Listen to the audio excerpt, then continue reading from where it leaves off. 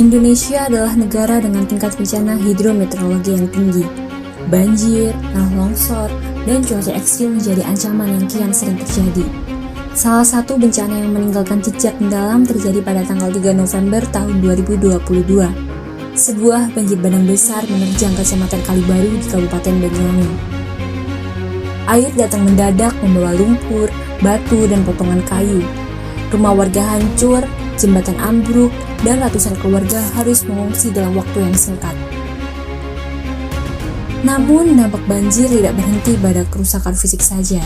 Di balik itu semua, muncul masalah besar lain seperti guncangan kesehatan lingkungan, gangguan sanitasi, hingga ancaman penyakit di tempat pengungsian. Dalam video ini, kami akan membahas bagaimana bencana terjadi, bagaimana kondisi pengungsian memunculkan masalah kesehatan yang serius, serta bagaimana pemerintah dan masyarakat berupaya menangani dampaknya. Berdasarkan analisis komprehensif dari makalah kami penanggulangan bencana banjir Kalibaru tahun 2022.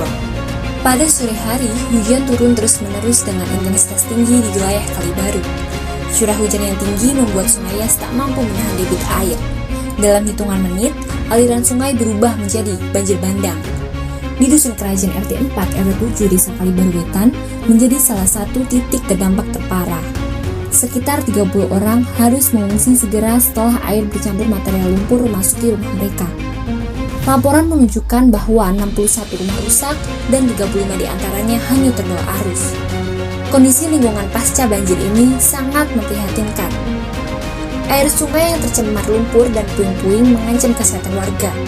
Sanitasi rusak, sumur tercemar, dan kualitas udara memburuk akibat sisa kerusakan infrastruktur seperti jembatan yang runtuh.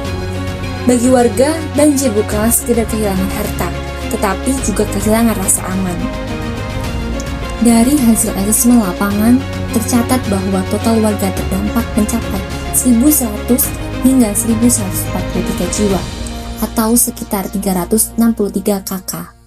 Di lokasi pengungsian, beberapa masalah kesehatan mulai muncul dan teridentifikasi sebagai risiko yang serius.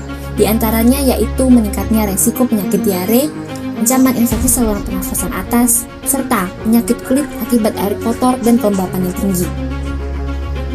Akses air bersih pun terganggu, beberapa posko kekurangan suplai air yang layak konsumsi. Sementara itu, ambruknya jembatan penghubung menyebabkan akses menuju fasilitas kesehatan menjadi terhambat.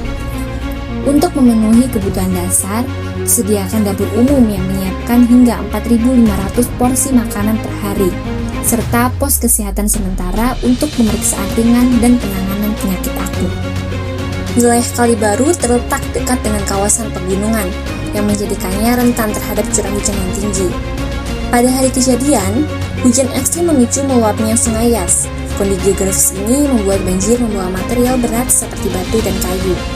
Lingkungan yang lembab meningkatkan risiko penyakit pernafasan, sementara genangan air menjadi media berkembangnya nyamuk dan lalat sebagai vektor penyakit menular.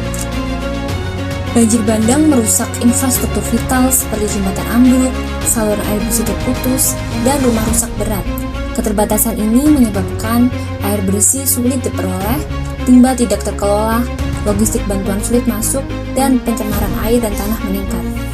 Dengan akses kesehatan yang terbatas, risiko penyakit cepat menyebar di lingkungan pengungsian. Pengungsian di Dusun Kerajaan menampung sekitar 30 orang, namun fasilitas sanitasi tidak sebanding dengan jumlah penghuni. Terjadi potensi kontaminasi air dari lumpur, sampah, dan limbah rumah tangga. Keterbatasan ruang membuat kebersihan personal sulit dijaga. Hal ini meningkatkan risiko penularan penyakit berbasis air, kulit, dan saluran pernafasan. Sejumlah langkah telah dilakukan untuk menanggulangi dampak banjir.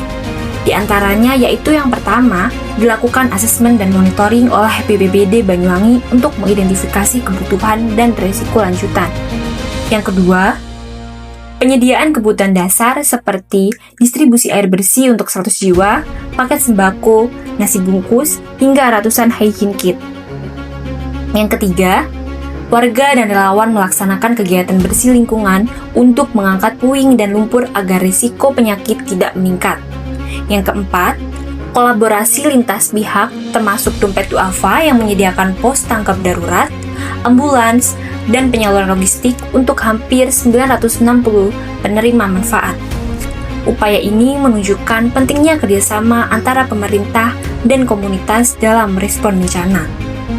Menurut teori, tahap prabencana meliputi pencegahan, mitigasi struktural dan kultural, serta kesiapsiagaan. Pada kasus bencana banjir di Kalibaru, pemerintah Banyuwangi telah memperkuat mitigasi melalui penyusunan rencana pencegahan banjir bandang. Namun, beberapa elemen kesiapsiagaan seperti sistem peringatan dini dan rencana kontingensi belum terlihat optimal. Dalam teori, tahap tanggap darurat menekankan penyelamatan nyawa, evakuasi, dan perlindungan yang mendesak. Pada kasus banjir di Kalibaru, laporan lebih fokus pada pemulihan dan rekonstruksi, sehingga informasi mengenai evakuasi awal tidak terdokumentasi secara rinci. Upaya pasca bencana terlihat jelas melalui pembangunan 66 unit hunian tetap, perbaikan akses jalan, serta relokasi keluarga terdampak ke lokasi yang lebih aman. Langkah ini selaras dengan tahapan rehabilitasi meliputi inventarisasi kerusakan, pemulihan, rekonstruksi, dan pengawasan wilayah rawan. Pasca banjir, warga bersama relawan bergotong royong membersihkan material banjir. Posko kesehatan beroperasi 24 jam untuk menangani penyakit pasca bencana. Pemerintah memprioritaskan rekonstruksi jembatan dan infrastruktur utama agar aktivitas masyarakat segera pulih. Relokasi ke hunian tetap memberi warga tempat tinggal yang lebih aman, sekaligus mengurangi risiko bencana serupa di masa depan. Banjir bandang di Kalibaru tahun 2022 meninggalkan banyak pelajaran penting, bahwa kesiapsiagaan adalah kebutuhan, bukan pilihan. Bahwa kerusakan lingkungan, sanitasi buruk, dan minimnya infrastruktur dapat memperbesar dampak bencana. Dari pemerintah hingga masyarakat, setiap pihak memegang peran dalam upaya mitigasi dan penanggulangan. Dengan pemahaman dan tindakan yang lebih baik, kita dapat mengurangi risiko bencana di masa depan. Karena bencana tidak menunggu, tetapi kita bisa memilih untuk lebih siap.